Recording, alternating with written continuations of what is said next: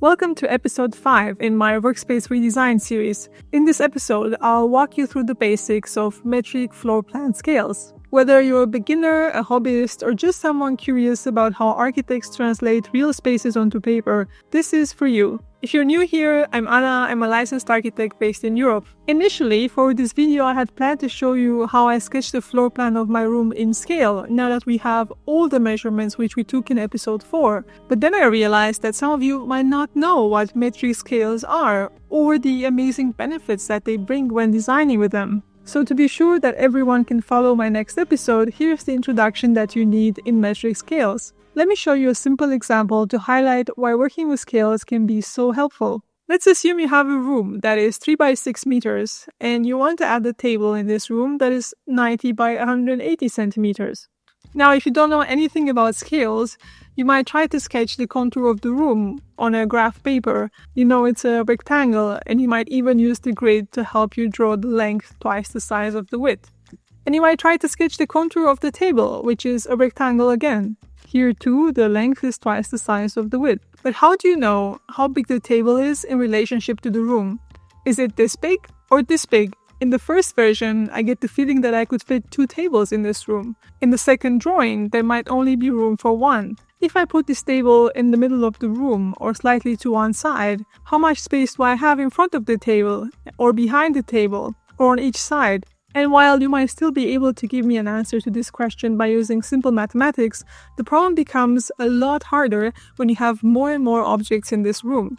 The focus then becomes the mathematics and calculating distances between objects, and not the understanding of how various objects interact with each other and how they together could solve various problems in the space. But what if there were a simpler, more visual way to understand how everything fits without doing all the math in your head? And this is where the metric scales come in. They help you draw the elements of the floor plan in a correct proportion to each other and the real-world objects that they represent.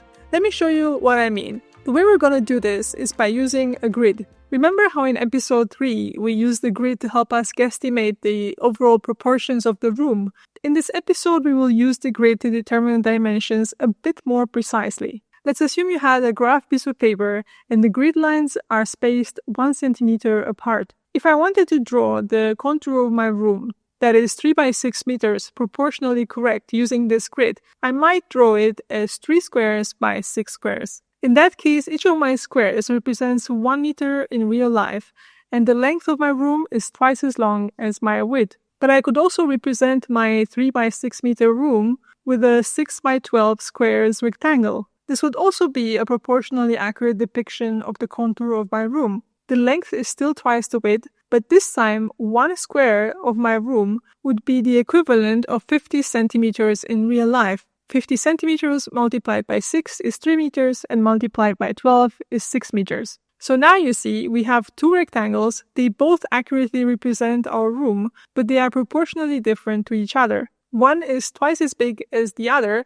and these proportions are called scales. For example, if we are drawing our 3 by 6 meter room as 3 squares by 6 squares, it represents the scale 1 to 100. The scale 1 to 100 tells me that 1 unit on my paper represents 100 of the same units in real-life objects, meaning 1 millimeter on my paper is 100 millimeters in real life. But by the same token, 1 centimeter on my paper, so one of the squares on my grid, represents 100 centimeters in real life, or 1 meter. So 1 meter in real life is 1 centimeter on my paper. Could you guess what the scale is of the rectangle that is 6 by 12 squares? Press pause and try to guess. You already got a hint previously. We said that 1 square represents 50 centimeters in real life because 50 multiplied by 6 is 300 centimeters or 3 meters. So here we are talking about the scale 1 to 50. 50 centimeters in real life are represented by 1 centimeter on my paper. Let's try some more scales and see if you got this. I could draw the contour of my 3 by 6 meter room as a 1 square by 2 squares. It would be an accurate representation of my room's proportion. But what scale is that? Press pause now and give it a thought. The scale of this drawing is 1 to 300. 300 centimeters in real life represent 1 square or 1 centimeter on my paper. What if I draw my room 2 squares by 4 squares? What scale is that? Press pause here and try to guess. A 2x4 square drawing is a scale of 1 to 150, meaning that 150 centimeters in real life are 1 square or 1 centimeter on my page. What if I draw my room as a 4 by 8 centimeters? What scale is that? Press pause here and try to guess. 4 by 8 square representation of my 3 by 6 meters room is a scale of 1 to 75, meaning that 75 centimeters in real life are 1 square or 1 centimeter on my page. What if I draw my room as a 5 by 10 centimeters or 5 squares by 10 squares? A 5 by 10 squares representation of my 3 by 6 meters room is a scale of 1 to 60, meaning that 60 centimeters in real life are 1 square or 1 centimeter on my page. I hope you guys have enjoyed this fun exercise and are really getting the feeling of the metric scales. And if you enjoyed this video, do subscribe to the channel. It helps me a lot to create more content like this one. For the nerds among you, me included, I'd like to show you some examples of architecture drawings in different scales so you can see the bigger picture of how architects use this to better understand various aspects of buildings. But I will not be going that deep in my floor plan sketches with you, I think, in the following videos. This is just to give you a bigger picture of how scales are used. So why would you represent a floor plan in so many different scales? The simple answer is that different scales show a different level of detail on the plan. Let me give you some examples from the book Perfect Scale by Ansgar and Benedict Schultz. Here's the floor plan of a church in the context of a city. It's a triangular building. The scale of this plan is 1 to 2000. A closer look at the plan of the building and the nearby streets is the scale 1 to 500. Here's a version with shadows to give it more depth. A 1 to 500 scale is a typical architectural competition scale. Here you can also have a look at the layout of the building.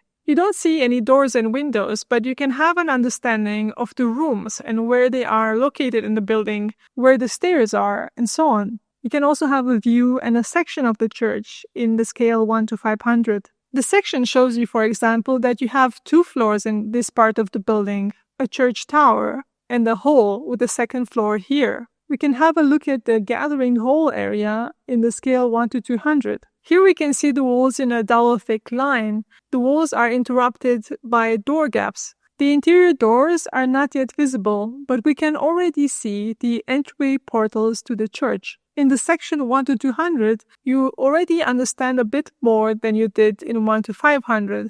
With the people figurines, you can already get a feeling of the proportion of this place. In a floor plan 1 to 100, you can already see which way the doors are swinging, as well as the fixed furniture, like the bathroom elements, the toilet seat, the wash basin, as well as the church seating arrangement. And this is the section of the church.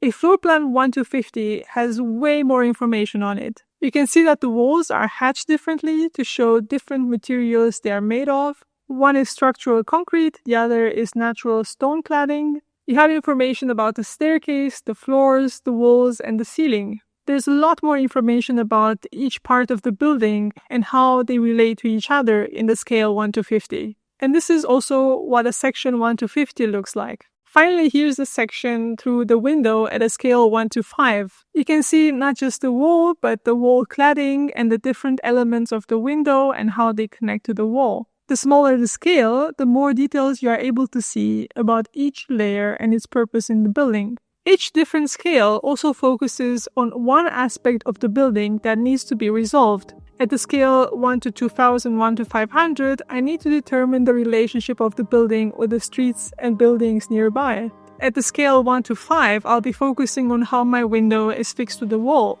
Different scales help me focus on different things. I can't, in the same line of thinking, figure out how my building relates to other buildings and how my window is fixed to the wall. Each question needs to be answered in due time and at the right scale. I hope you guys enjoyed this video, and if you want to practice learning the different metric scales, you can download this drawing as a free PDF from the description. And if you want to see other videos from this series, check them out here.